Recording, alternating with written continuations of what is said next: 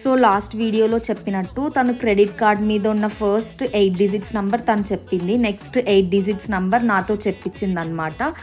ఇంకా card number చెప్పిన తర్వాత ఒక మెసేజ్ పంపించింది, అది ఇక్కడ పెడుతున్నాను చూడండి.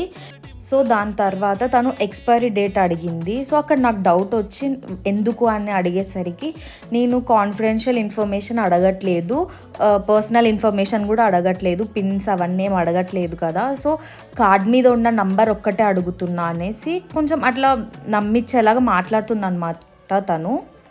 సో దాని తర్వాత ఓటీపీ పంపించి అది చెప్పమన్నది. సో నేను అక్కడికి గ్యాప్ తీసుకుంటూనే ఉన్నా, ఆలోచిస్తూనే ఉన్నా. దాని తర్వాత సివివి అడిగింది. ఇంకా అక్కడ నాకు చాలా డౌట్ వచ్చేసింది.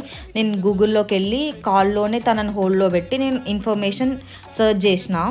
సో అక్కడ బ్యాంక్ ఇన్ఫర్మేషన్ అన్నట్టుగా పాస్ చేయొచ్చు అన్న థాట్తో నేను తనకి సివివి కూడా